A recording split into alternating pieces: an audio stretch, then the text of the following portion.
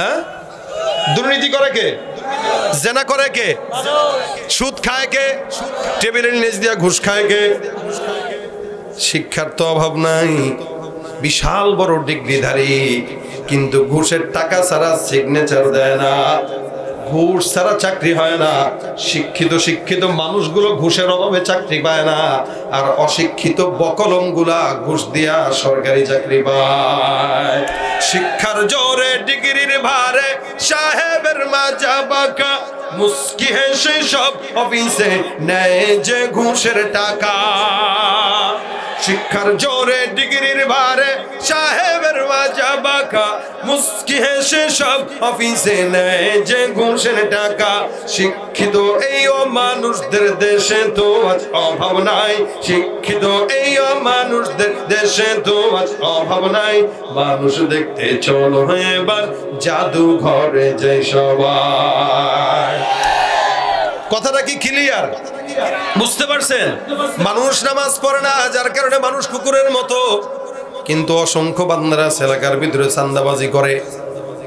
কোনদিন কোন কুকুরকে দেখবেন না, দেখছেননি? এই বাজারে গেছে মনে করেন 10-15টা কুত্তা মিলে এক লগে যায়, কইছে এই মিয়া আমরা কুত্তা কমিটির সভাপতি আসছি, উনি সেক্রেটারি, উনি ক্যাশিয়ার। এলাকায় দোকান যদি চালাইতে চাও 10,000 টাকার হাড্ডি মাসে দেওয়া লাগবে, নাহলে হরতাল। বলছে কোনদিন? বলে কে? বলেন বলে কে? দুর্নীতি করে কে? দ্বন্দ্বে দ্বন্দ্বে এলাকার মানুষকে একজন আরেকজনকে হত্যা করে কে? জেনা ব্যভিচার করে কে? হক কথা বলার পরে মানুষের জিহ্বা কেটে দেয় কে? আল্লাহ কয় যেই কাজটা কুকুর করে না, শুয়োর করে না, হায়াওয়ান করে না, জানোয়ার করে না, ওই কাজ তুমি মানুষ করার কারণে কুকুর শুয়োরের চাইতেও তুমি খারাপ। কথাটা কি ক্লিয়ার? উলাইকা কাল্লানামি বাল হুম আদল। একটা মানুষ কুকুরের চাইতেও খারাপ, একটা মানুষ হায়াওয়ানের চাইতেও খারাপ, একটা মানুষ জানোয়ারের চাইতেও খারাপ। বলে কখন? যখন নাকি বান্দার মানুষের কোনো গুণ আর থাকে না। কারণ একটা মানুষের গুণ থাকবে, সে নিজের নফসটাকে সুন্দর করে পবিত্র রাখবে। আল্লাহ বলেন এই জমিনের মধ্যে যত বান্দারা জমিনে আসছে, একদম বাবা আদম পয়গম্বর থেকে মুহাম্মদুর রাসূলুল্লাহ পর্যন্ত যত বান্দাদেরকে জমিনের মধ্যে আমি আল্লাহ পাক রব্বুল আলামিন পাঠাইলাম, প্রত্যেকটা মানুষ সফলতার পিছনে সবচাইতে বড় কারণটা ছিল ওই বান্দা তাদের অন্তরকে পবিত্র করেছে। সুবহানাল্লাহ। আলহামদুলিল্লাহ الحمد لله نحمده ونستعينه ونستغفره ونؤمن به ونتوكل عليه ونعوذ بالله من شرور أنفسنا ومن سيئات أعمالنا من يهده الله فلا مضل له ومن يضلله فلا هادي له ونشهد أن لا إله إلا الله وحده لا شريك له ونشهد أن سيدنا وسندنا وحبيبنا وحبيب ربنا وطبيبنا وطبيب قلوبنا ومولانا محمدا عبده ورسوله صلى الله عليه وعلى آله وأصحابه وبارك وسلم تسليما كثيرا كثيرا أما بعد فأعوذ بالله من الشيطان الرجيم بسم الله الرحمن الرحيم قد أفلح من زكاها وقد خاب من دساها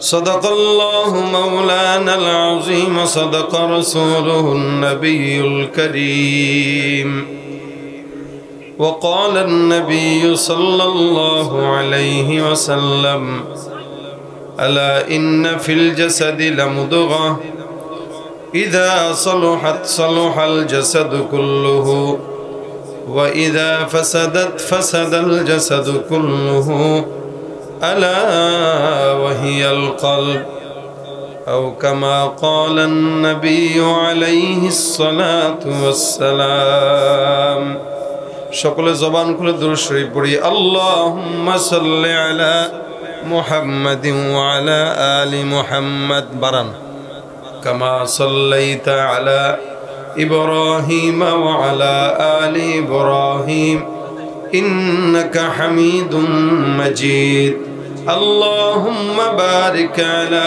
মুহাম্মাদিন ওয়া আলা আলি মুহাম্মাদ كما باركت على إبراهيم وعلى آل إبراهيم إنك حميد مجيد الحمد لله إيكو كمان الله পাক রব্বুল আলামিনের দরবারে অসংখ্য শুকরিয়া যে রব্বে কারীম আজকের এই মহিমান্বিত রজনী লাইলাতুন নিসফি মিন শাবানে আমাদের সকলকে সমস্ত গুনাহের আখড়া থেকে জান্নাতি বাগানে ইমানি কুসুম মুযাকারায় শামিল হওয়ার তৌফিক দিয়েছেন। কালিমাতুশ শুকর আদায় করে সকলে বলি আলহামদুলিল্লাহ। যতগুলো মানুষ আছেন আওয়াজ স্বতঃস্ফূর্ততার সঙ্গে দিলে এর চাইতেও 3 ডাবল আওয়াজ বেশি হওয়া সম্ভব, কিন্তু ঠিক বললেও কাজটা করছেন বেঠিক। জবানটা খুলে আরো একবার বলেন আলহামদুলিল্লাহ।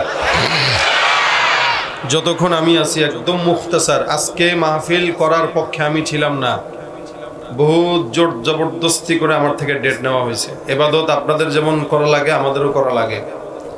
এই রাত্রিতে বসে বসে ওয়াজ শোনার সময় না, এই রাত্রিতে ইবাদত করার টাইম। এই জন্য আমি আপনাদেরকে একদমই মুখতাসার সময় সর্বোচ্চ 40 থেকে 45 মিনিট কথা বলে আমি বিদায় নেব, কারণ ঢাকায় যেতে হবে, আমারও আল্লাহর সাথে কিছু কথাবার্তা আছে, আপনাদেরও আছে। প্রত্যেকেরই আল্লাহ পাকের কাছে আজকে একটু মাফ চাওয়া দরকার, কি বলেন ঠিক না? এরপরও 10টা উঠানোর কথা বলে উঠেছে 10:30টার পরে। আমি চিন্তা করেছিলাম 10টায় উঠবো, 11টায় নামবো, বাসায় যেতে যেতে 2টা 2:30, বাস সারা রাত একটু আল্লাহর কাছে ইবাদত বন্দেগী করা প্রত্যেকটা মানুষের এই রাতটা অন্তত জরুরি। কারণ এই রাত প্রতিদিন আসবে না। মাহফিল প্রতিদিন শুনতে পারবেন, অনেক মাহফিল শুনেন, লাভ হয় কি? আগের দিনও দাড়ি চাচা, পরের দিনও দাড়ি চাচা, লাভ হয় কি এত মাহফিল শুনে? যদি নিজেদের পরিবর্তনই না ঢুকাইতে পারলাম বয়ানে লাভ নাই। গুনাহ যা করছি আল্লাহর কাছে একটু চাওয়া দরকার, কারণ এই রাত লাইলাতুন নিসফি মিন শাবান প্রতিদিন আসবে না। এটা আজকে আসছে, আবার 1 বছর পরে আসবে, কিন্তু প্রতিদিন মাহফিল শুনতে পারবেন, প্রতিদিন বয়ান শুনতে পারবেন। আল্লাহ আপনার সঙ্গে ওয়াদাবদ্ধ রাত আজকেই দিছে, আবার সামনে কবে পাই সেটার কোনো ঠিকানা নেই। এই জন্য আজকের রাত্রিতে আলোচনা একদমই কম শুনবেন, শুনে বাড়িতে যাবেন যে অন্তত 1-1.5 ঘন্টা আল্লাহর সঙ্গে একটু মন খুলে ইবাদত করে ক্ষমা চেয়ে মাফ চেয়ে তারপরে ঘুমাবেন। ফজরটা আবার জামাতের সঙ্গে আদায় করবেন, নিয়ত করেন ইনশাআল্লাহ। আল্লাহ তুমি কবুল করো, জোরে বলেন আমিন। আমারও নিয়ত আছে, আপনারাও নিয়ত করেন, কারণ এই রাত রাসূল করিম সাল্লাল্লাহু আলাইহি ওয়াসাল্লাম বলেন এত পবিত্রতম একটি রাত, যেই রাত্রিতে আল্লাহ পাক অসংখ্য বান্দাদেরকে মাফ করে দেন, শুধুমাত্র 2 প্রকার ব্যক্তি ছাড়া। 1 নম্বর যারা মুশরিক, 2 নম্বর যারা বিদ্বেষী হিংসু। এই এলাকার ভিতরে বিদ্বেষ পোষণকারী লোক আছে না নাই? তো আল্লাহ পাক বলে এদেরকে, রাসূল বলে এদেরকে আল্লাহ পাক মাফ করবেন না।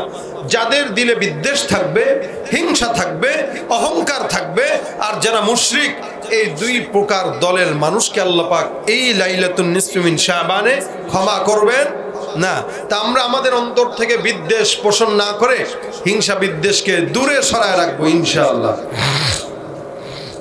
মানুষের দাম মানুষের সম্মানের কারণে না, আমরা ইনসান, মানব জাত, দাম বেশি না কম? সারা জমিনের সব সৃষ্টি জগৎ থেকে বেশি। আল্লাহ বলেন ওয়ালাকাদ কাররামনা বনি আদম। এই লাইটগুলো নিবান, ফ্ল্যাশগুলো নিবান।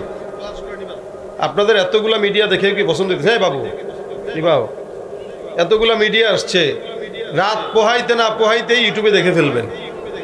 যেখানেই যাই মিডিয়া আর মিডিয়া। আবার কেন ক্যামেরা ধরেন? আসছেন যেহেতু শুনেন, ইউটিউবে সার্চ দিলে তো পাবেনই। একটু যতক্ষণ আসি বয়ানটা একটু খেয়াল করে শুনেন, মোবাইলের দিকে নজর থাকবে। না বুঝবেন না শুনবেন, না কোনো ফায়দা আছে। মোবাইল নামান সবাই। আল্লাহ পাক বলেন ওয়ালাকাদ কাররামনা বানি আদম, জমিনের ভিতরে আমি আল্লাহ পাক রব্বুল আলামিন মানব জাতিকে সবচাইতে সম্মানী করলাম, সম্মান দান করলাম। আল্লাহ পাক মানব জাতির কথা বলেছেন, কোন বানরের জাতের কথা বলেন নাই, মানব জাতের কথা বলেছেন। ওয়ালাকাদ কাররামনা বানি আদম, কতটুকু সম্মান আল্লাহ দিয়েছেন দেখেন। আসমানের চাইতেও সম্মান মানুষের বেশি, জমিনের চাইতেও মানুষের সম্মান, পাহাড়ের চাইতেও মানুষের সম্মান। সারা দুনিয়ায় যত মাখলুকাত আছে সমস্ত মাখলুকাতের চাইতে মানুষের সম্মান আল্লাহর কাছে কি বেশি। সম্মানের দিক থেকেও দামি, সৌন্দর্যের দিক থেকেও দামি। আচ্ছা বলেন, মানুষের মতো সুন্দর আর কাউরে দেখছেন আপনারা? এখন বলবেন হুজুর আছে তো অনেক কিছুই, না কিছুই নেই। ইমাম আযম আবু হানিফা রাহমাতুল্লাহ আলাইহির কাছে এক লোক এসে বলতেছে, হুজুর আমার বউ তো তালাক হয়ে গেছে, এমন কথা বলছি যে বিপদে পড়ে গেছি। তাহলে কিসের বিপদ? বউরে বলছিলাম যে আমার বউ যদি বিয়ের পরে চাঁদের মতো সুন্দর না হয় তাহলে বউ তালাক। ঘরে আইনে দেখি বউর চামড়া কালো। হুজুর সবার কাছে ফতোয়া নিচ্ছি, সবাই তো বলছে বউ তালাক, কি করব? ইমাম আযম আবু হানিফা রাহমাতুল্লাহ আলাইহি বলে, ধর বেটা পাগল, যা বউরে জড়ায় ধরে ঘুমায় থাক, যা। বেচারা কয়, হুজুর কি বললেন এটা? তালাক প্রাপ্ত বউ নিয়ে জড়ায় ধরে ঘুমায় থাকবে, এটা কেমনে হয়? সবাই বলতেছে ফতোয়া দিচ্ছে জায়েজ নাই, হারাম তালাক, আপনি বলেন ঘুমায় থাকতে। ইমাম আযম বলেন, যা যা যেটা বলছো এটা কর। কেন হুজুর আপনার ফতোয়া কোন জায়গায়? তোমার বউ সাদা না কালো? কালো। চাঁদের মতো সুন্দর না? কহা আচ্ছা। আমি যদি বলি তোমার বউ চাঁদের চাইতেও সুন্দর, হুজুর কেমনে বললেন? চাঁদ তো অনেক সুন্দর। ইমাম বলেন, লাকাদ খালাকনাল ইনসানা ফি আহসানি তাকওয়িম। আল্লাহ পাক রব্বুল আলামিন বলেছেন, আমি ইনসানকে সবচেয়ে সুন্দর চেহারার আকৃতি দিয়ে সৃষ্টি করলাম। চন্দ্রের কথা আল্লাহ বলেন নাই, সূর্যের কথা বলেন নাই।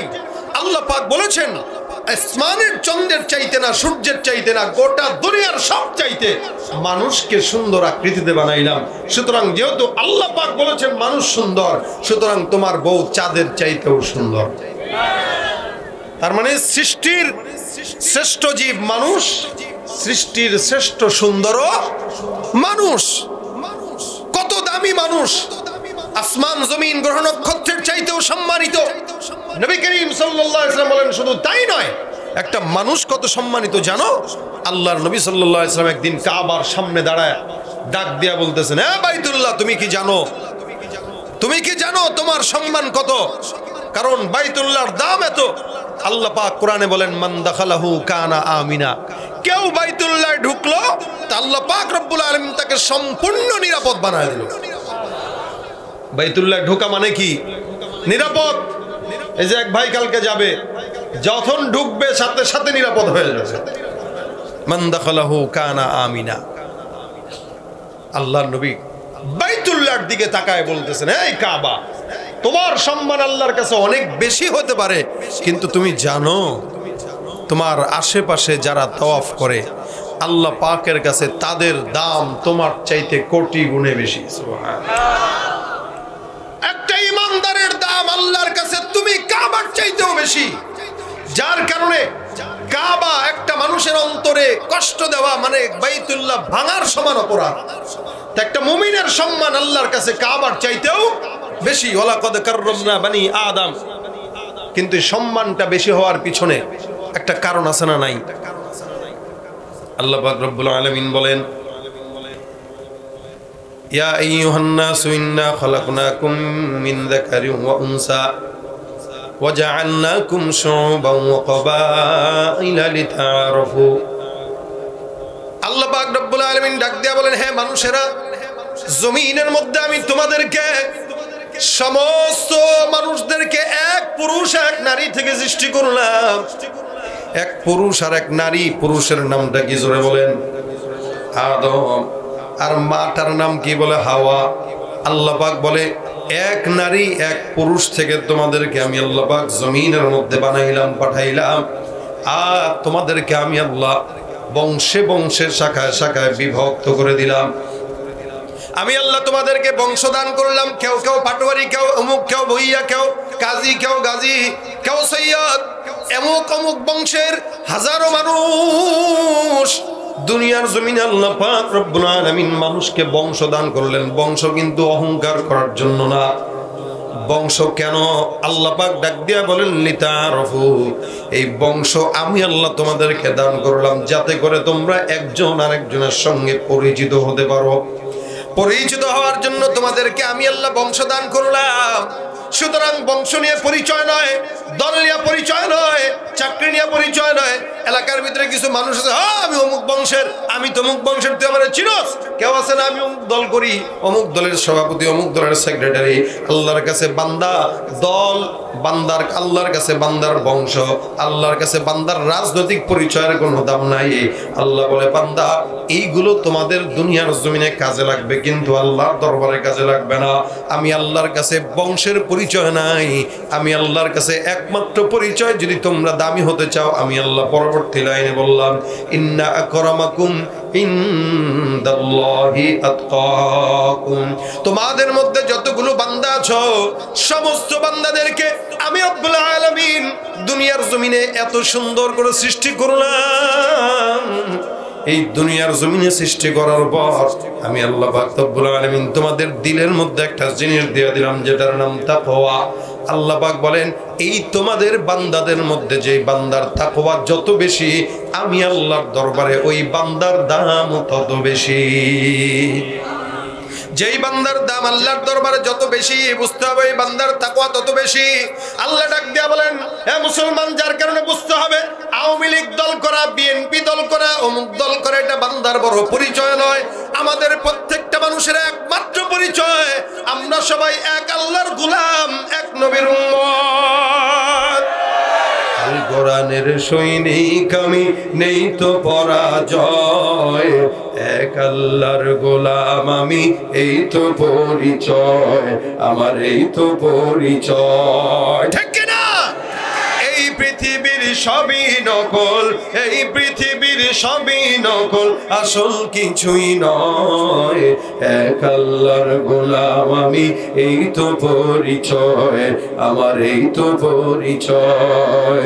কোরআন হাদিস শাসনতন্ত্র রাসূল আমার নেতা, উৎসাহ মোর চিরমলান, ইতিহাস বীর গাথা।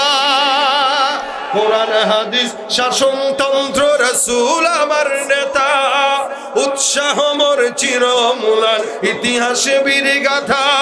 এক আল্লাহ ছাড়া আমার দিলে, এক আল্লাহ ছাড়া আমার দিলে নেই তো কারো ভয়, এক আল্লাহর গোলাম আমি, এই তো পরিচয় আমার, এই তো পরিচয়। ঠিক কিনা? আমাদের পরিচয় আমরা কার গোলাম? জবান খুলে বলেন আল্লাহ। এ মুসলমান, আল্লাহ ডাক দিয়া বলে বান্দার মধ্যে যার ভিতরে তাকওয়া যত বেশি, আমি আল্লাহর দরবারে ওই বান্দার দাম তত বেশি। যেই কারণে আমি আল্লাহ পাক রব্বুল আলামিন বান্দাদেরকে বললাম কাররামনা বানি আদম, তোমাদেরকে জমিনের মধ্যে সবচাইতে বড় সম্মানিত বানাইলাম। একটা মানুষ বড় বড় চাকরি করা বান্দার বড় পরিচয় নয়, একটা মানুষ বড় টাকাওয়ালা বান্দার বড় পরিচয় নয়। বান্দার সবচেয়ে বড় পরিচয় হলো বান্দা ইমানদার মুসলমান কিনা। একজন মানুষ চাকরি করে, বিশাল বড় সরকারি চাকরি, বেতন পায় 1.5 লক্ষ 2 লক্ষ। আরেকজন রিকশাওয়ালা প্রতিদিন মাত্র 300-400 টাকা কামায়, কিন্তু রিকশাওয়ালা ইমানদার। আর ওই 1.5-2 লক্ষ টাকাওয়ালা বেঈমান, নামাজ একটা টাকা তো পড়ে না। বলেন তো ওই কোটিপতি এমপি মন্ত্রীও যদি হয়, একটা রিকশাওয়ালা ইমানদারের কাছে আল্লাহর কাছে ওই বান্দা এমপি মন্ত্রীর চাইতেও রিকশাওয়ালার দাম বেশি। রিকশাওয়ালার দাম কেন? বলে তার তাকওয়ার কারণে। রিকশাওয়ালার দাম কেন? বলে তার নামাজের কারণে। রিকশাওয়ালার দাম কেন? বলে তার ইমানের কারণে। আর ওই বান্দার দাম নাই কেন? বলে ইমান নাই, যার কারণে দাম নাই। নবী বলেন যার ইমান নাই, ও বলো ওই বান্দা হলো মিসকিন ফকির, ওই বান্দার মতো গরিব বান্দা কেউ নাই। আর যার ইমানের দৌলত আছে, ওই বান্দার মতো ধনী বান্দা জমিনে কেউ নাই। ভাইরা আমার খুব বুঝবেন, আল্লাহ বলেন বান্দা তোর ইমানের কারণে দাম দিলাম, সম্মানটা দান করলাম ইমানের কারণে। এই জন্য আল্লাহ বলেন লাকাদ কাররামনা বানি আদম, জমিনের মধ্যে আমি আল্লাহ একমাত্র বান্দাকে সম্মানিত বানাইলাম, কিন্তু কখন সম্মানিত? যখন বান্দার দিলের ভিতরে থাকবে আল্লাহ, যখন বান্দার জবানের মধ্যে থাকবে আল্লাহ। আল্লাহ পাক রব্বুল আলামিন অন্য জায়গায় আয়াতের মধ্যে বলেন উলাইকা কাল আনআমি বাল হুম আদাল। এক জায়গায় বলেন এগুলো সম্মানিত কাবার চাইতেও, আরেক জায়গায় বলে এগুলো কুকুরের চাইতেও খারাপ। এক জায়গায় বলে সম্মানিত, আরেক জায়গায় বলে খারাপ। দুই জায়গায় দুই রকম কথা, তাহলে পার্থক্য আছে নাকি নাই? আছে। ইমানদার কখনো কখনো আসমানের ফেরেশতার চাইতেও দামি হয়ে যায়, আবার কখনো কখনো কুকুরের চাইতেও খারাপ হয়ে যায়। একজন ইমানদার বান্দা কেমনে আসমানের চন্দ্রের চাইতেও দামি হয়, একজন ইমানদার বান্দা কেমনে ফেরেশতাদের চাইতেও দামি হয়, আরেকজন ইমানদার বান্দা কেমনে গরুর চাইতে কুকুরের চাইতে খারাপ হয়। সুন্দর করে বুঝাইলে বুঝবেন। দেখেন, মানুষ সমাজের ভিতরে অসংখ্য আছে মুসলমান দাবি করেনওয়ালা, কিন্তু নামাজ পড়ে না, আছে না নাই? অসংখ্য বান্দা আছে। আল্লাহ পাক রব্বুল আলামিন কোরআনে বলেন ওমিনান নাসি মান ইয়াকুলু আমান্না বিল্লাহি ওয়া বিল ইয়াউমিল আখির ওয়া মা হুম বিমুমিনিন। মানুষের ভিতরে একদল থাকবে যারা নিজেদেরকে ঈমানদার দাবি করবে। এরা যত ঈমানদার দাবি করুক, আল্লাহ পাক রব্বুল আলামিন বলে এরা ঈমানদার নয়। নামাজের কথা বলবেন, সুন্দর করে হাসি দিয়া বলবে প্যান্টের মধ্যে সমস্যা। প্যান্ট এমন নাপাক থাকে, সারা বছর নাপাক থাকে, সারা বছর নামাজ নাই, রোজা নাই, পর্দা নাই, পুশিদা নাই, কিন্তু দাবি করে কি? দাবি করে কি? তুমি রমজান এলে রাখো না রোজা, দিনকে করো আঘাত, পয়সা করির নেই তো অভাব, দাও না তো যাকাত। তুমি ইমানদারির বড়াই করো, ইমানদারির বড়াই করো, নেই তোমার ইমান, ইমানদারির বড়াই করো, নেই তোমার ইমান। তুমি কেমন মুসলমান, তুমি কেমন মুসলমান?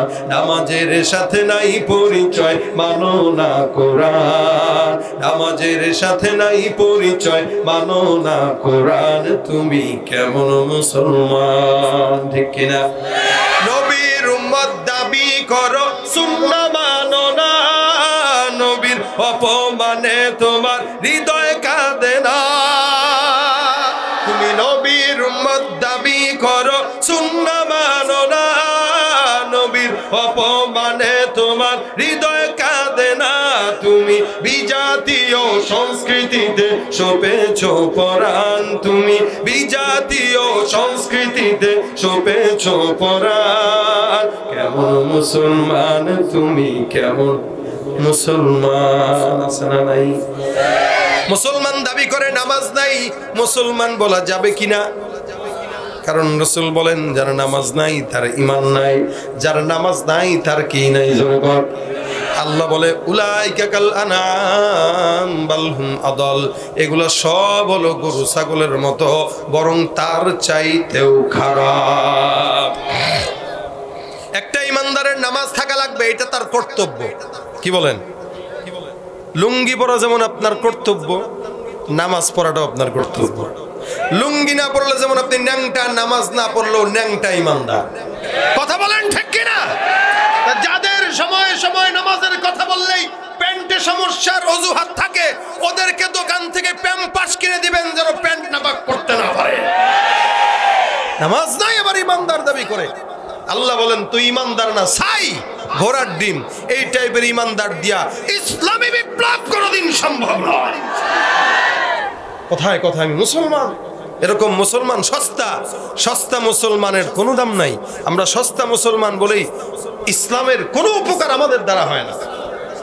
আমার বাপ মুসলমান ছিল, আমি মুসলমান, জন্মসূত্রে মুসলমান, এই কারণে ইসলামের কোনো গুরুত্ব নাই। যদি সাহাবা আজমাইনদের মতো রক্ত দেওয়া লাগতো, জীবন দেওয়া লাগতো, ইসলাম ছাড়া কোনো নেতার গোলামি করতে পারতাম না। আজকে ফ্রি ফ্রি ইসলাম। সন্তান জন্ম নেওয়ার পরে, জন্ম দেওয়ার পরে সিজার থেকে বের করে নিয়ে গেছে, কানে আজানটা পর্যন্ত দেয় না। এদের কাছেই তো আজানের ধ্বনি খারাপ লাগে। যে জন্মের পরে আজান আকামত শুনে না, ওর কাছে আল্লাহু আকবার শুনলে তো গায়ে জ্বলবেই, এটা স্বাভাবিক। কেন? তো আজান শুনে নাই, অভ্যস্ত না। ওর মা যখন বাসায় আসছে ওরে নিয়া, তখন ওর মা দেখছে স্টার জলসা। হ্যাঁ, ওরে দুধ খাওয়া একদিকে, দেখে আরেকদিকে, পেটে নিয়েও স্টার জলসা দেখছে, মারামারি কিলাকিলি দেখছে। এই কারণে সন্তান পেট থেকে বের হয়ে দেরি করে নেয়, দিচ্ছে নাক ফাটায় ঘুষি দিয়া। ওই নাক ফাটানি শুরু হয়েছে, একদম মা বাপ মরণ পর্যন্ত এই শয়তানের মার খাইতেই থাকে। এই জন্য গর্ভে সন্তান নিয়া জিকির করবেন মালিকের, সন্তানও জিকির বলা হবে। নামাজ পড়বেন বেশি, সন্তান নামাজওয়ালা হবে। সন্তান এমনি এমনি, এই জন্য রাসূল হাদিস শরীফে বলেন, প্রত্যেকটা বান্দা তারা তাদের নিজের মুসলমানি ফিতরাতে জন্মগ্রহণ করে, কিন্তু ফাআবাওয়াহু ইউহাউইদানিহি ওয়া ইউনাসসিরানি, মা বাপ তাকে ইহুদি বানায়, মা বাপ তাকে নাসারা বানায়, মা বাপ তাকে নাস্তিক বানায়, মা বাপ তাকে বেঈমান বানায়, আবার মা বাপই তাকে ঈমানওয়ালা বানায়। এখন আপনি কি করবেন আপনার সন্তানকে? আপনার হিসাব। আল্লাহ পাক রব্বুল আলামিন বলেন, উলাইকা কাল্লানাম, কখনো কখনো দামি, কখনো কখনো কম দামি। বুঝতে হবে কখন দামি কখন কম দামি। রব্বুল আলামিন বলেন প্রত্যেকটা বান্দা উলাইকা কাল্লানাম, এগুলো সব হলো গরু ছাগলের মতো। তবে কখন? একটা ইমানদার বান্দা, মুসলমান বান্দার নামাজ দরকার আছে না নাই? বলেন তো, কুকুরের উপরে নামাজ ফরজ নাকি মানুষের উপরে? মানুষের উপরে নামাজ ফরজ, কুকুরের উপরে নয়। মানুষের উপরে রোজা ফরজ, কুকুরের উপরে নয়। মানুষের উপরে যাকাত ফরজ, কুকুরের উপরে নয়। কিন্তু সমাজের মধ্যে কুকুরকে আমরা কোনোদিন মসজিদে যাইতে দেখি না। ঠিক তেমনি ভাবে অসংখ্য বান্দা আছে যাদেরকেও মসজিদে যাইতে দেখি না। কুকুরও নামাজ পড়ে না, কুকুরও রোজা রাখে না। কোন ইমানদার মুসলমান মানুষ হওয়ার পরও সেও যদি নামাজ না পড়ে, রোজা না রাখে, ওর ভিতরে কুকুরের ভিতরে কোনো পার্থক্য নাই। উলাইকা কাল্লানাম, এগুলো সব গরু ছাগলের মতো, এগুলো সব কুকুর বিড়ালের মতো। কেন?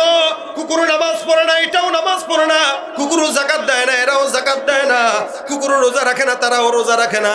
আল্লাহ বলে এগুলো হলো সব হলো কুকুরের মতো, সব হলো শুয়োরের মতো, সব হলো হায়াওয়ানের মতো, বরং না না তার চাইতেও নিকৃষ্ট। নাউযুবিল্লাহ। কেমনে কুকুরের চাইতে আবার খারাপ হয়? আচ্ছা, আপনাদেরকে যদি জিজ্ঞাসা করি, বলেন এই এলাকার ভিতরে চাঁদাবাজি কি কুকুরে করতে দেখছেন? হ্যাঁ? দুর্নীতি করে কে? জেনা করে কে? সুদ খায় কে? টেবিলের নিচ দিয়া ঘুষ খায় কে? শিক্ষার তো অভাব নাই, বিশাল বড় ডিগ্রিধারী, কিন্তু ঘুষের টাকা ছাড়া সিগনেচার দেয় না, ঘুষ ছাড়া চাকরি হয় না। শিক্ষিত মানুষগুলো ঘুষের অভাবে চাকরি পায় না, আর অশিক্ষিত বকলমগুলা ঘুষ দিয়া সরকারি চাকরি পায়। শিক্ষার জোরে ডিগ্রির ভারে সাহেবের মাজা বাঁকা, মুস্কি হেসে সব অফিসে নেয় যে ঘুষের টাকা। শিক্ষার জোরে ডিগ্রির ভারে সাহেবের মাজা বাঁকা, মুস্কি হেসে সব অফিসে নেয় যে ঘুষের টাকা। শিক্ষিত এই মানুষদের দেশে তো আজ অভাব নাই, শিক্ষিত এই মানুষদের দেশে তো আজ অভাব নাই। মানুষ দেখতে চলো এবার জাদু ঘরে যাই সবাই। কথাটা কি ক্লিয়ার? বুঝতে পারছেন?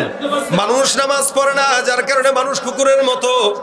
কিন্তু অসংখ্য বান্দারা এলাকার ভিতরে চাঁদাবাজি করে। কোনদিন কোন কুকুরকে দেখবেন না, দেখছেননি? এই বাজারে গেছে, মনে করেন 10-15টা কুত্তা মিলে এক লগে যায়, কইছে এই মিয়া আমরা কুত্তা কমিটির সভাপতি আসছি, উনি সেক্রেটারি, উনি ক্যাশিয়ার।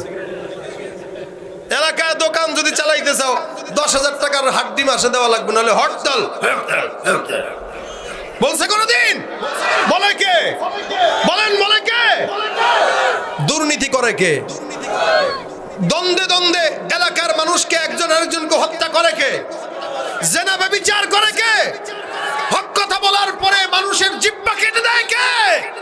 আল্লাহ কয় যেই কাজটা কুকুর করে না, শুয়োর করে না, হায়াওয়ান করে না, জানোয়ার করে না, ওই কাজ তুমি মানুষ করার কারণে কুকুর শুয়োরের চাইতেও তুমি খারাপ। কথাটা কি ক্লিয়ার? উলাইকা কাল্লানামি বাল হুম আদল। একটা মানুষ কুকুরের চাইতেও খারাপ, একটা মানুষ হায়াওয়ানের চাইতেও খারাপ, একটা মানুষ জানোয়ারের চাইতেও খারাপ। বলে কখন? যখন নাকি বান্দার মানুষের কোনো গুণ আর থাকে না, কারণ একটা মানুষের গুণ থাকবে, সে নিজের নফসটাকে সুন্দর করে পবিত্র রাখবে। আল্লাহ বলেন এই জমিনের মধ্যে যত বান্দারা জমিনে আসছে, একদম বাবা আদম পয়গম্বর থেকে মুহাম্মদুর রাসূলুল্লাহ পর্যন্ত যত বান্দাদেরকে জমিনের মধ্যে আমি আল্লাহ পাক রব্বুল আলামিন পাঠাইলাম, প্রত্যেকটা মানুষ সফলতার পিছনে সবচাইতে বড় কারণটা ছিল ওই বান্দা তাদের অন্তরকে পবিত্র করেছে। সুবহানাল্লাহ। আল্লাহ বলেন কদ আফলাহা মান যাক্কাহা, ওই বান্দা সফল হয়ে গেছে যেই বান্দা তার নফসের পবিত্র করেছে। নফসের তাজকিয়া যেই বান্দা করতে পারলো, ওই বান্দার মতো সফল বান্দা জমিনের মধ্যে আর কেউ নাই। ওয়াকাদ খাবা মান দাসাহা, যেই বান্দার নফস কলুষিত, ওই বান্দা জাহান্নামী হওয়া ছাড়া কোনো উপায় নাই। হাদিস শরীফে রাসূল করিম সাল্লাল্লাহু আলাইহি সাল্লাম বলেন আলা ইন্না ফিল জাসাদি লামুদগা, এই বান্দারা মনে রাখো, দুনিয়ার জমিনে প্রত্যেকটা মানুষকে আল্লাহ পাক রব্বুল আলামিন একটা চমৎকার গোশতের টুকরা বান্দার ভিতরে দেন। এটাকে মদবা বলা হয়, গোশতের টুকরা। নবী বলেন ইদা সলুহাত সলুহাল জাসাদু কুল্লুহু, যখন নাকি ওইটা ভালো হয়ে যায় বান্দার সমস্ত দেহ ভালো হয়ে যায়। ওয়া ইদা ফাসাদাত ফাসাদাল জাসাদু কুল্লুহু, যখন ওই অন্তর খারাপ হয় বান্দার সারা দেহটাকে খারাপ হয়ে যায়। নবী বলেন আলা ওয়াহিয়াল কলব, মনে রাখবা ওই জিনিসটার নাম হলো কলব, ওই জিনিসটার নাম হলো অন্তর। এই আপনাদের আমের যুগ আসতেছে, দেখবেন এখন আম বাজারে কিনতে গেলেন, এখন আম মানুষ কিনে পাকা বুঝে কিভাবে? দুইটা কারণ যদি পাওয়া যায় তাহলে বুঝবে আমটা ভালো। এক নম্বরে যদি দেখেন আমের চামড়া ভালো, কালার ভালো। দুই নম্বরে যদি দেখেন ঘ্রাণটাও সুন্দর। এই ঘ্রাণ আর কালার দুই জিনিসের কারণে বোঝা যায় আমটা কি। এই আমটা যখন পেকে গেছে, ওই পাকার কারণে তার কালারও পরিবর্তন হয়েছে, ঘ্রাণেরও পরিবর্তন হয়েছে। তাহলে ঠিক তেমনই ভাবে একজন ইমানদারের ইমান যখন পেকে যায়, তো তার উপরে সুন্নত আর তাকওয়ার ঘ্রাণ আর কালার পরিবর্তন হয়ে যায়। এখন দাবি করে আমি মুসলমান, কিন্তু উপরে সুন্নতের ঘ্রাণ নাই, মেসির মতো চুল, নেইমারের মতো চুল, প্যান্ট পরছে 14 জায়গায় ছিঁড়া, হাঁটুতে রানে পাছায়, কি বলেন আছে না? যুবকদের চেহারার দিকে যদি তাকান, চুলের যে ডিজাইন, হাতের ভিতরে আবার দেয় বেসলাইট, কানে আবার মাঝে মাঝে দেয় দুল, আছে না নাই? আগে দেখতাম মেয়েরা পুরুষদের পিছনে বসতো, এখন আবার মাঝে মাঝে দেখি পুরুষরাও পিছনে বসে, মেয়েরাও হুন্ডা চালায়। আর সিরা প্যান্ট শুধু পুরুষরা পরে না, মেয়েরাও এখন পরে। আরে এই যে সমাজের অবস্থা, যুবকদের চেহারার দিকে তাকাইলে, যুবতীদের চেহারার দিকে তাকাইলে মনে হয় চিড়িয়াখানার দরজা খোলা ছিল, কোনো মতে পলায় আসছে। আপনি মানুষ কেমনে কইবে? এমন চিকন প্যান্ট পরবে, দেখলে বোঝার উপায় নাই এটা কি আসলে মানুষ না দুইটা সুপারি গাছ। ওর মাথা দেখলে মনে হয় ও না, সুপারি গাছের উপরে তো মাথাও আছে। এমন চিকন প্যান্ট, দাঁড়ায় প্রস্রাব করা লাগে, বসে করার সুযোগ নেই। কিরে ভাই বসন না কে? যেই চিপা প্যান্ট ভাই বসা যায় না। তা তোর কইছে কে পাগল টাকা দিয়া জেলখানায় ঢুকতে? কি বলেন? জেলখানা না এটা? টাকা দিয়া জেলখানায় ঢুকবা কেন তুমি? ইসলামেরও তো একটা সৌন্দর্যের পোশাক আছে না নাই? ইসলামের সৌন্দর্য আছে। আল্লাহ পাক রব্বুল আলামিনের হাবিব দেখায় দিছেন, তুমি ইমানদার মুসলমান, উপরে তোমার ঘ্রাণ থাকা লাগবে। একজন ইমানদারের ঘ্রাণ আছে, রং আছে আলাদা, আলামত আছে আলাদা। কি? আল্লাহ পাক বলে কেউ যদি ইমানদার হয়, তো ওই বান্দার গায়ে, ওই বান্দার চেহারায় সিজদার আলামত, নূর প্রকাশ পাবে। সুবহানাল্লাহ। সীমাহুম ফি উজুহিহিম মিন আসারিস সুজুদ। আল্লাহ পাক ডাক দিয়া বলেন, ইমানদার বান্দা যারা, নেককার বান্দা যারা, পরহেজগার বান্দা যারা, ওই বান্দাদের চেহারা দেখলে বোঝা যায় বান্দা সেজদাওয়ালা, নামাজওয়ালা। কারণ বান্দা 24 ঘন্টা সেজদা দেওয়ার কারণে, নামাজ আদায় করার কারণে ওই বান্দার চেহারা দিয়া সুন্দর করে কালেমার নূর প্রকাশ পায়, সেজদার আলামত প্রকাশ পায়। সুবহানাল্লাহ। আর আমাদের সমাজে কিছু মানুষ আছে যাদের চেহারা দেখলে ঘুষের আলামত প্রকাশ পায়। অনেক বড় শিক্ষিত, আবার আমাদের অনেক বড় বড় মাদ্রাসার দানবীরও আছে, কিন্তু চেহারার দিকে তাকাইলে বুঝবেন 100% ঘুষখোরেরা। চেহারা দেখলে বোঝা যায় কে সুদ খায় আর কে ঘুষ খায়, কে দুর্নীতি করে, কে কি করে, আর কে নামাজ পড়ে আর আল্লাহকে ডাকে। এটা তার চোখ, এটা তার মুখ, এটা তার কথায় প্রকাশ পায়। সীমাহুম ফি বুজুহিহিম মিন আসারিস সুজুদ, সিজদার আলামত প্রকাশ পাবে। আল্লাহ পাক রব্বুল আলামিন বান্দাকে ঈমানের নূর বান্দার দিলের ভিতরে দিয়ে দিবেন। আল্লাহর নবী ডাক দিয়া বলেন, যখন অন্তরটা ভালো হয় তখন বান্দার উপরেও সুন্দর করে সবকিছু প্রকাশ পায়। অসংখ্য বান্দারা আছে, যতই নিজেদেরকে ইমানদার দাবি করুক না কেন, দেখবেন গায়ের উপরে সুন্নতের ঘ্রাণও নাই, ইমানের কালারও নাই। যত কিছু পড়ছে সব হলো পশ্চিমাদের পোশাক, বোঝার উপায় নাই এটা মুসলমান না বেঈমান। এই জন্য ভাইরা আমার, আল্লাহ পাক রব্বুল আলামিন বলে, বান্দা যদি সফলতা পেতে চাও তাহলে অবশ্যই অবশ্যই অন্তরকে পবিত্র করো। এই মহিমান্বিত পবিত্র রাতে অন্তরকে পবিত্র করার সময় দীর্ঘ সময় ধরে আলোচনা শুনতেছেন, কিন্তু অন্তর যদি পবিত্র না হয় এই আলোচনা শোনার কোনো ফায়দা নাই।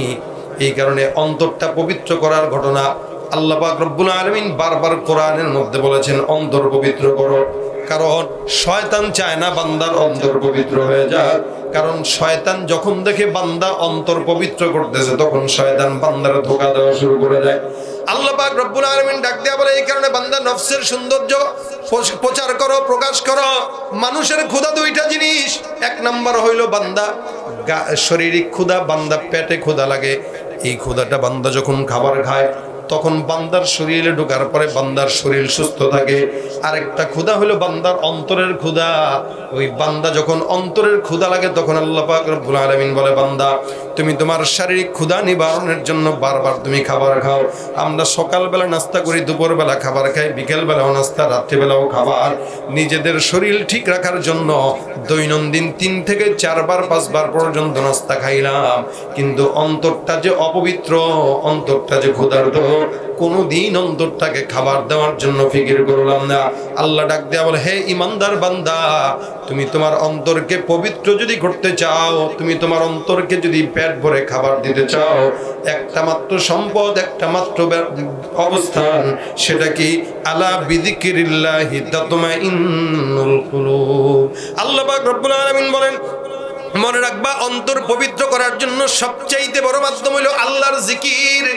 নফস দিয়া আল্লাহর জিকির যদি কোনো বান্দা জবান দিয়া করে, আল্লাহ পাক রব্বুল আলামিন জবানের জিকিরের মাধ্যমে বান্দার অন্তরকে পবিত্র করে দেয়। সুবহানাল্লাহ। বান্দার অন্তরের যে ক্ষুধা, সে ক্ষুধাটা নিবারণ হয় শুধুমাত্র মাওলার জিকিরের মাধ্যমে। এই জন্য প্রত্যেকটা বান্দা এখানে যারা আছেন, প্রত্যেক দিন কমাস কম 100 বার, 200 বার, 500 বার করে যদি কেউ জিকির করে, ওই বান্দার অন্তর ইমানের নূরে, আল্লাহর জিকিরের নূরে পবিত্র হয়ে যাবে। আজকের পবিত্র রাতে এই কলবটা পবিত্র করার সময়, সারা বছর অনেক গুনাহ করলাম, অনেক অন্যায় করলাম, কিন্তু মাফ তো যাওয়া হয় না। রাসূল করিম সাল্লাল্লাহু আলাইহি সাল্লাম বলেন, আল্লাহর কাছে কোনো বান্দা যদি বারবার ক্ষমা চায় ইমানের সঙ্গে, আল্লাহ পাক রব্বুল আলামিন বান্দাকে ক্ষমা করবে। আল্লাহ পাক কোরআনে বলেন, লা তাকুনাতু মির রাহমাতিল্লাহ। ইস্তিগফারের মাধ্যমে আল্লাহ বান্দারে ক্ষমা দেয়, জিকিরও হয়ে যায়। এটা এমন একটা জিকির, আল্লাহ বলেন, আলা বিযিকিরিল্লাহি তাতমাইন্নুল কুলুব। অন্তরের জিকিরের মাধ্যমে অন্তরের পরিপূর্ণতা হয়। আজকে এই মজলিস থেকে যারা আসছেন নিয়ত করবেন, ইনশাআল্লাহ এখন থেকে প্রতিনিয়ত যখন সময় হয় জবানে কার জিকির উঠাবো। কারণ শরীরের ক্ষুধা নিবারণ করেন, অন্তরকেও তো একটু খাবার দেওয়া লাগে। কম দেন, হয়তো 10 বার দেন, 20 বার দেন, 100 বার দেন, কম দেন, কিন্তু দেন অন্তত অন্তরে যেন একটু কিছুটা খাবার যায়। এই সবচাইতে সুন্দর অন্যতম একটা জিকির, যেটা জিকিরও হয়, গুনাহ মাফ হয়, সেটা হলো আস্তাগফিরুল্লাহ। বলেন আস্তাগফিরুল্লাহ, আস্তাগফিরুল্লাহ, আস্তাগফিরুল্লাহ। কেউ যদি ইস্তিগফার পরে আল্লাহ পাক রব্বুল আলামিন ওই বান্দার অতীতের সব গুনাহগুলো মাফ করে দিবে। রাসূল বলেন, কেউ যদি প্রতিদিন 70 বার গুনাহ করে আর 70 বার ইস্তিগফার পরে, আল্লাহ পাক ওই বান্দাকে 70 বারই ক্ষমা করে দিবেন। এজন্য রাসূল সাল্লাল্লাহু আলাইহি ওয়াসাল্লাম বলেন, আমি নবী হয়েও প্রতিদিন 70 বার ইস্তিগফার করতাম। রসুল গুনাহগার না নিষ্পাপ? সন্দেহ আছে? নবীরা নিষ্পাপ, সেখানে আকায়ে নামদার মুহাম্মদুর রাসূলুল্লাহ সারা নবীদের সরদার, জান্নাতে যিনি ছাড়া কেউ ঢুকবেই না, ঢুকতেও পারবে না, তিনি বলেন আমি প্রতিনিয়ত 100 বার অথবা 70 বার ইস্তেগফার করতাম। কেন? বান্দাকে শেখানোর জন্য। নবী হওয়ার পরেও যদি 100 বার করি তাহলে তোদের তো 1 কোটি বার করা দরকার। পশমে পশমে গুনাহ, কেউ যদি ইস্তেগফার করে আল্লাহ পাক রব্বুল আলামিন গুনাহ মাফ করে দেন, কিন্তু সেই ইস্তেগফারটা মনের মতো হওয়া চাই। বনি ইসরাইলের জামানায়, মুসা পয়গম্বরের জামানায় একবার সমাজের মধ্যে দুর্ভিক্ষ লাগছে, বৃষ্টি হয় না, ফসলও হয় না। দেখেন গরম চলে আসছে, বৃষ্টি হয়েছে না এখনো? গরম আর রোদ, কিন্তু বৃষ্টি এখন দরকার আছে না? এই সময় বৃষ্টি যখন হওয়া দরকার তখন বৃষ্টি হওয়া, এটা আল্লাহ পাকের নিজাম।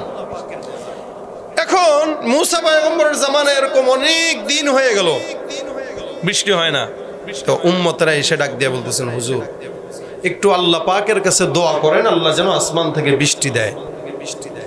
মুসা নবী ডাক দেয়া বলে, ঠিক আছে যাও, সব উম্মতরা মিলে আগামীকাল অমুক জায়গায় আসবা, যেখানে তোমাদেরকে নিয়ে আল্লাহর কাছে একটু দোয়া করবো, আল্লাহ যেন আসমান থেকে বৃষ্টি দেয়।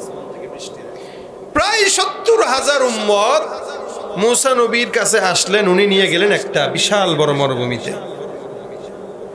বিশাল বড় খালি জায়গায়। যা মুসা পয়গম্বর আসমানের দিকে হাত তুলে ডাক দেয়া বলে, আল্লাহ, ও আসমানের মালিক, জমিনের মধ্যে বান্দার বৃষ্টি দরকার, এতগুলা দিন হয়ে গেল বৃষ্টি হয় না, মানুষগুলো কেমন যেন দুর্ভিক্ষে দুর্ভিক্ষে পাগলের মতো হয়ে গেছে, কত মানুষ তো হয়তো ইন্তেকাল করবে এরকম যদি হয়।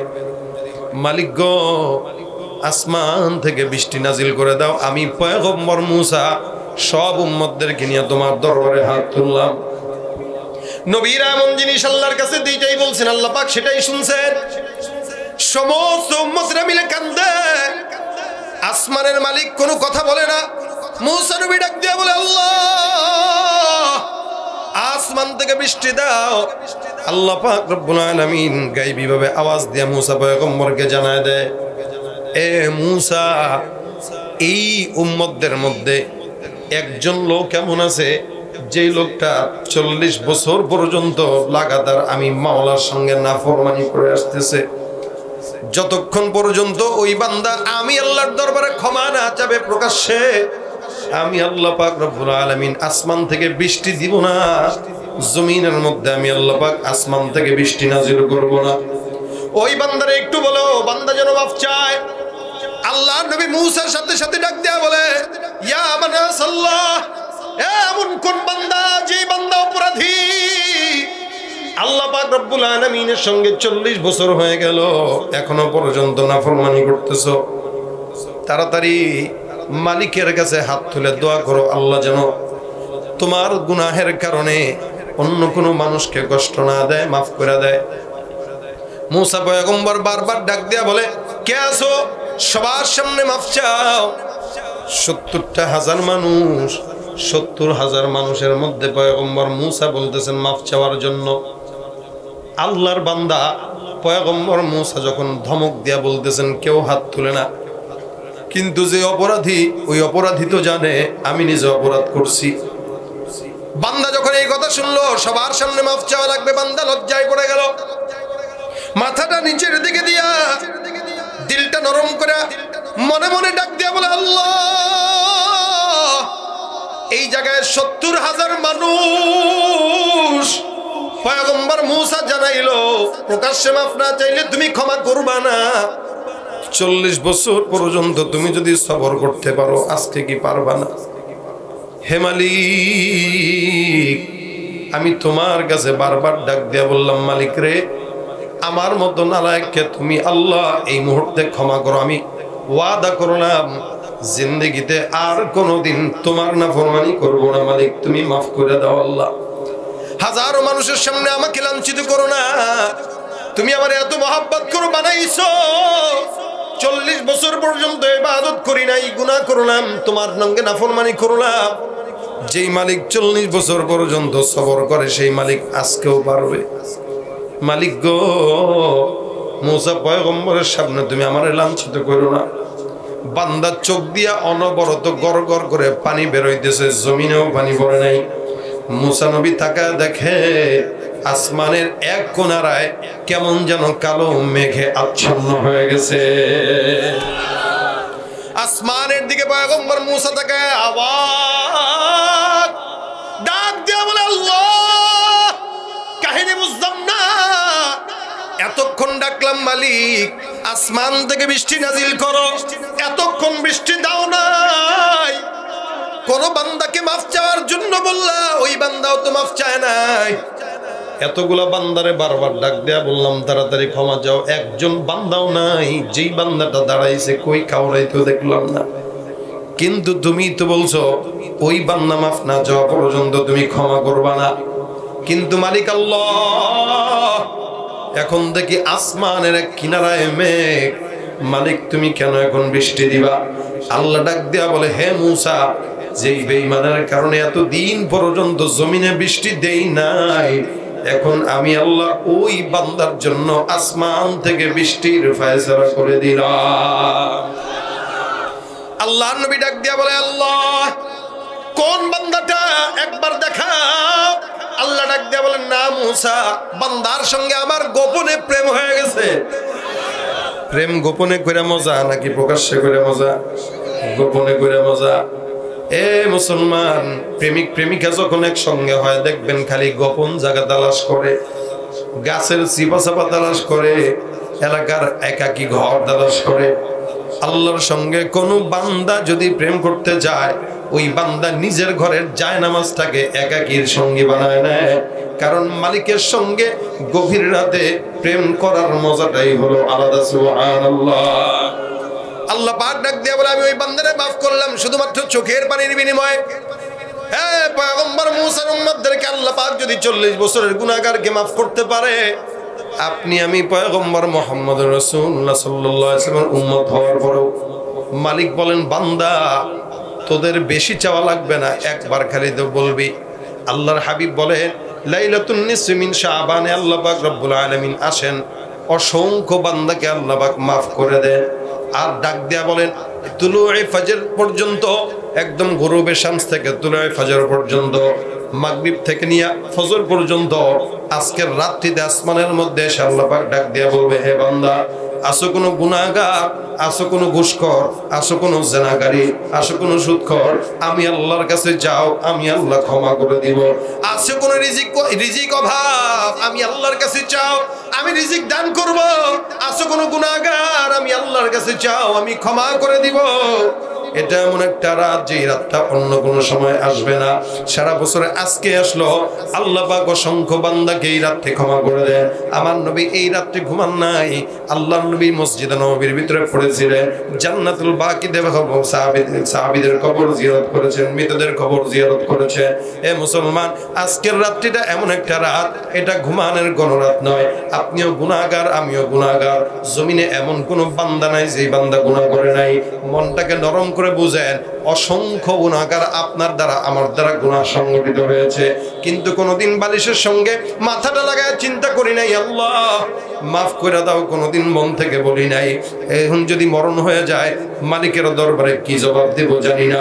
অসংখ্য মানুষরা আছে যারা আজকের রাত্রে তো দুনিয়ার জমিন থেকে বিদায় হয়ে যাবে।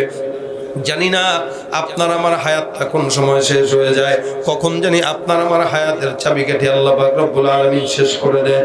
এখান থেকে যদি বাসা পর্যন্ত এই নিয়ত করে যায়, আল্লাহ বাসায় যায় নামাজ পড়বো, 10 রাকাত 20 রাকাত কোরআন তেলাওয়াত করব, আর তোমার কাছে একটু মাফ চেয়ে নেব। যদি ওই বান্দার রাত্রের মধ্যে মরণ হয়ে যায় গুনাহগার অবস্থায়, আল্লাহ পাক অবশ্যই নিয়তের বরকতে বান্দাকে জান্নাতের ফয়সালা করে দিবেন। কারণ সে নিয়ত করছিল গুনাহ থেকে মুক্ত হবে। আমিও তো নিয়ত করছি আল্লাহ বাসায় যায় একটু নামাজ কালাম পড়বো। এখন যদি আল্লাহ না করুক পথে মরণ হয়, আমার বিশ্বাস আমার নিয়তের কারণে আল্লাহ পাক আমাকে মাফ করবে। আপনাদের নিয়তের কারণে আল্লাহ পাক আপনাকে মাফ করবেন। কেন? নিয়ত অনেক বড় একটা দামি জিনিস। নিয়ত করলেই আল্লাহ পাক সওয়াব লেখা শুরু করে দেন। খালি নিয়ত করেন ফজরের নামাজ পড়বেন, ইনশাআল্লাহ ইনশাআল্লাহ ইনশাআল্লাহ। হাত নামান। এই যে নিয়ত করছেন, নিয়তের বরকতে আল্লাহ পাক গুনাহ নেকি লেখা শুরু করে দিয়েছে। আর কিছু দরকার নেই। আল্লাহর কাছে একটু চান। যদি রাত্রে মরণ হয় কি জবাব দিবে, কি বলবো আল্লাহর কাছে? আপনারও কোনো জবাব নাই, আমারও কোনো জবাব নাই। এই কারণে নিয়ত এখান থেকে পাকা করেন, বাসায় যে আজকে রাত্রে অন্তত 1 ঘন্টা মালিকের সঙ্গে প্রেম করব। এমন যেন আবার না হয় রাত 2টা 3টা সারা রাত জেগে থাকার চিন্তা করে রাত 2টা 3টা পর্যন্ত অপেক্ষা থাকতে থাকতে থাকতে থাকতে জানামাজের বিছানায় শেষ, ঘুমায় গেছেন, এবার ফজর গেছে গোল্লায়। এটা যেন না হয়। অনেক সময় মারা কয়, বাপরে বাপ, আমার পোলাটা কত রাত 2টা পর্যন্ত ইবাদত করছে, হারে থাক ফজরের সময় কেমনে জাগাই, ঘুমাক, পরে ফজর করে নিবে না। মহব্বত দেখাইতে যে নফলের গুরুত্ব দিতে যায়, ফরজ শেষ। এই জন্য নফলটার চাইতে ফরজ বেশি গুরুত্বের। রাত্র জাগা দরকার নাই, যতটুকু সময় পান 12:30 1টা পর্যন্ত একটু তেলাওয়াত করেন, আধা ঘন্টা জিকির করেন, আধা ঘন্টা নামাজ পড়েন, হ্যাঁ আধা ঘন্টা দোয়া করেন, 1-1.5 ঘন্টা একটু ইবাদত করে 1টার দিকে ঘুমায় যান, আবার ফজরের সময় উঠে যান। ওই 1টার দিকে ঘুমাইছেন যে ইবাদত করে, সারা রাত নফল না পড়লেও, নামাজ না পড়লেও আল্লাহ পাক সওয়াব লিখতে থাকবেন, সারা রাত সওয়াব লিখে দিবেন, কারণ আপনার নিয়ত। এই জন্য আজকের রাত দামি রাত, গুরুত্বপূর্ণ রাত। এই রাত মানুষ গোপনে গোপনে ইবাদত করবে। কত মানুষরা হয়তো এখন ইবাদত করতেছে, মাইকের আওয়াজে তাদের ক্ষতি হইতেছে। অনেকে মা বোনেরা নামাজ পড়বে, নামাজ কালাম পড়তেছে, হয়তো কোরআন তেলাওয়াত করতেছে, হয়তো বাসায় বসে বসে গালি দিতেছে আপনাদেরকে, আমাদেরকে, যে কি শুরু করছে এরা সব রাতে। এই জন্য এই রাতে এটা উচিত না। এরপরেও যেহেতু হয়েছে, আমরা অল্প সময় কথা বলছি, যতটুকুই শুনছি, এখান থেকে খালি এতটুকু নেই। ইনশাল্লাহ আজকে প্রত্যেকটা মানুষ একজনও বাদ থাকবেন না, বাইরে যে যেন আড্ডাবাজি না হয়। এটা আড্ডাবাজির রাত না ভাই, এটা গুনাহ মাফের রাত। গুনাহ মাফের রাতে গুনাহ কামায়েন না, গুনাহ মাফের রাতে আল্লাহর রাস্তে গুনাহ কামায়েন না। আল্লাহ পাক আমারও হেফাজত করুক, আপনাদেরকেও হেফাজত করুক। গুনাহ মাফের রাত্রে, অন্তত এই রাত্রে ফেসবুক, ইউটিউবের অন্যান্য গুনাহের ভিডিও থেকে একটু নিজেকে হেফাজত করেন, করে একটু আল্লাহর কাছে পানা চান। প্রত্যেকটা যুবক এখানে যারা আসছেন, মা বোনরা যারা আসছেন, মুরব্বীরা যারা আসছেন, নিয়ত করেন ইনশাআল্লাহ আমরা সবাই মিলে আজকে আল্লাহর কাছে একটু করজোরে মাফ চাবো, ইবাদত করব, নামাজ পড়বো, রোজা রাখবো প্রয়োজনে আগামীকাল।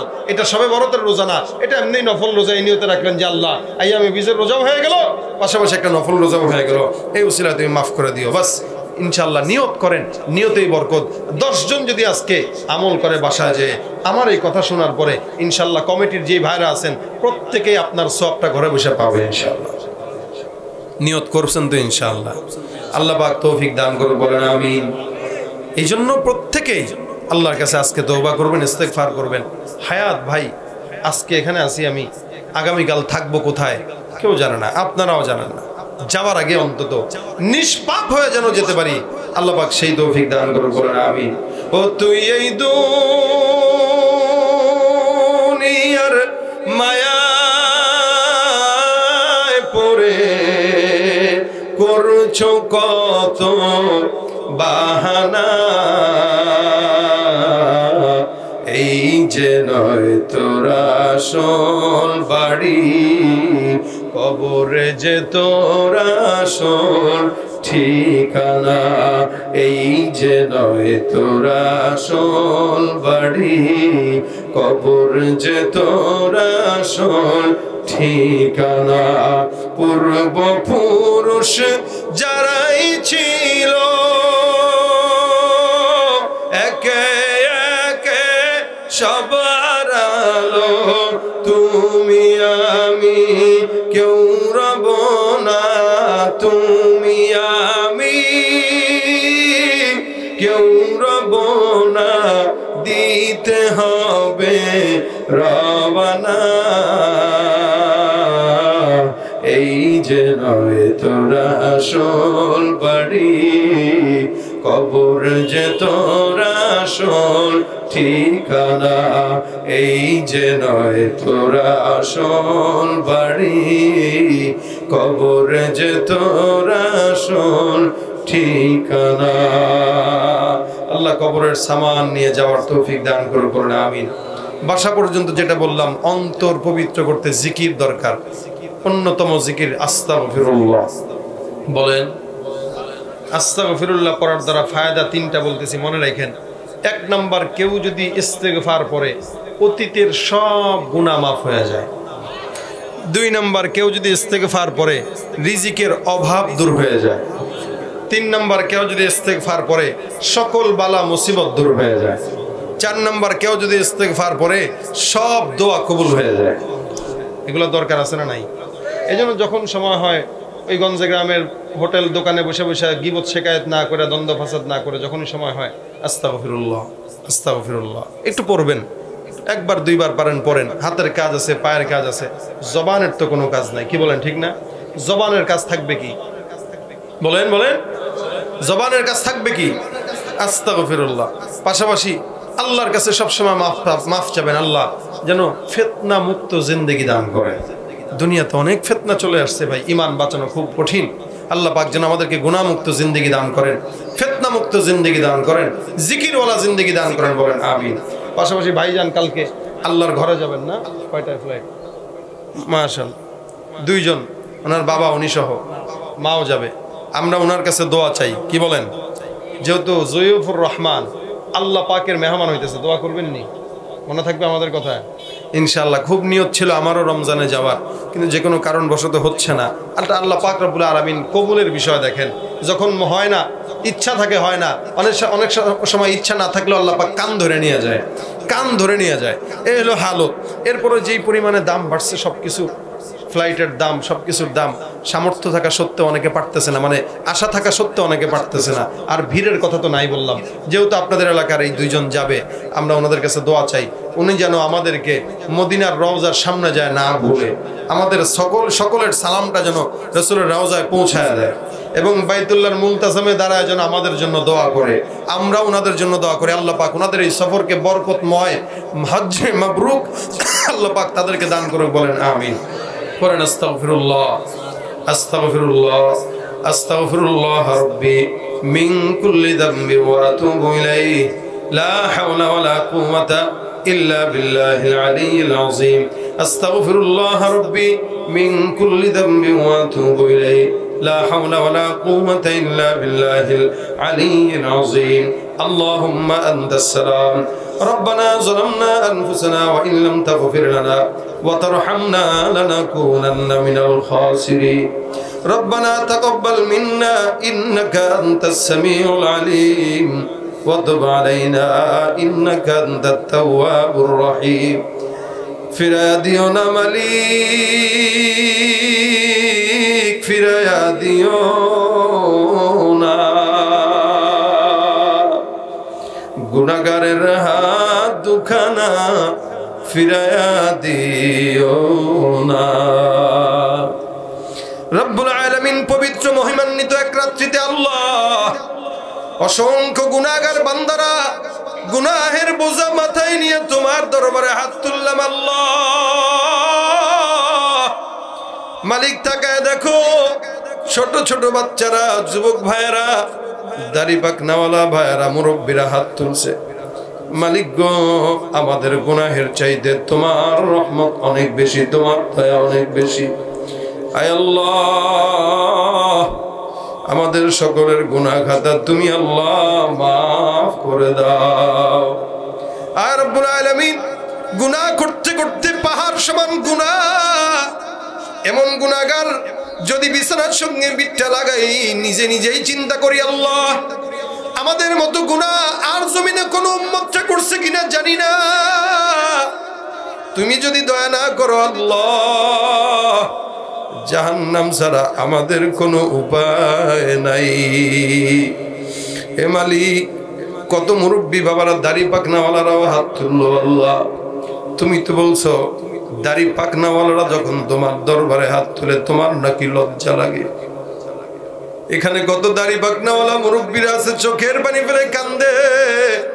হে মালিক, ওই দাড়ি পাকনাওয়ালাদের উসিলায় আমাদের সকলের হাত দুখানা মালিক তুমি কবুল কইরা নাও।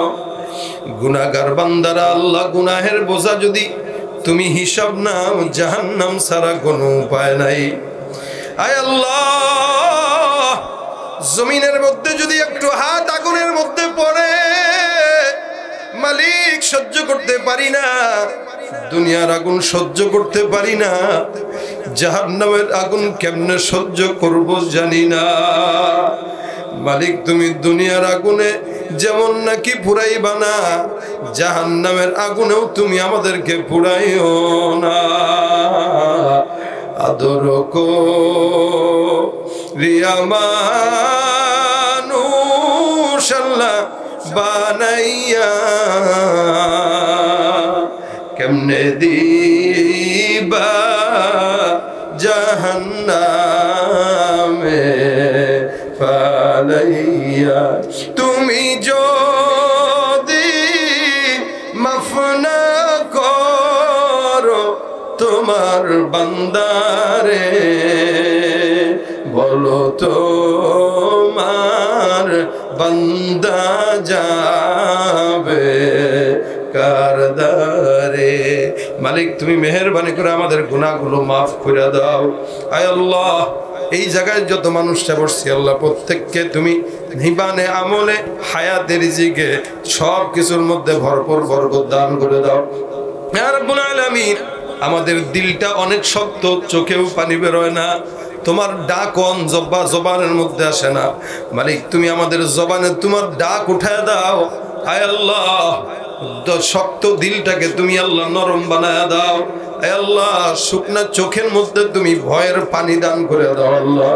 আয় আল্লাহ, তোমার কাছে চাইতে পারি না, চাওয়ার তৌফিক দাও আল্লাহ। মহিমান্বিত রাতে তুমি আমাদেরকে মাফ করে দাও। আয় আল্লাহ, মা বোনদেরকে মাফ করে দাও, পর্দার বিধান মেনে চলার তৌফিক দান করে দাও আল্লাহ রাব্বুল আলামিন। যাদের যেই মনের আশা, প্রত্যেকটা মানুষের মনের নেক আশা পূরণ করে দাও। আয় আল্লাহ, আমাদের সকলকে আল্লাহ এই এলাকায় যারা বসবাস করে প্রত্যেককে হিংসা বিদ্বেষ থেকে বাঁচাও আল্লাহ, দ্বন্দ্ব থেকে বাঁচাও আল্লাহ, আত্মহত্যা থেকে বাঁচাও, সকল গুনাহ থেকে আমাদের সকলকে হেফাজত করো আল্লাহ। মেহেরবানি করে আমাদের সকলকে তোমার হাবিবের রওজা জিয়ারত করার তৌফিক দান করে দাও আল্লাহ। একবার হলেও বারবার যাওয়ার তৌফিক দান করে দাও, একবার হলেও যাওয়ার তৌফিক দাও। আয় আল্লাহ, যারা নিয়ত করেছে তাদের সফরকে আসান করো আল্লাহ। আল্লাহ, তোমার ঘর পর্যন্ত আসানের সঙ্গে নাও, আবার আমাদের দেশে ফেরত নিয়ে আসো আল্লাহ। মেহেরবানি করে আমাদের আজকের রাত্রিটা তুমি আমাদের সকলের গুনাহ খাতা তুমি মাফ করে দিও আল্লাহ। ইবাদত করার তৌফিক দান করো আল্লাহ, তোমাকে ডাকার তৌফিক দিও আল্লাহ। রব্বিরহামহুমা কামা রব্বায়ানি সগীরা। আল্লাহ, তুমি আজকের মাহফিলে যারা দান করেছে, যেই নিয়তেই দান করেছে, দেশ থেকে দেশের বাইরে থেকে আল্লাহ, প্রত্যেকের মনের আশা পূরণ করে দাও। দানকে নাজাতের উসিলা বানায় জান্নাতের উসিলা বানায় দাও।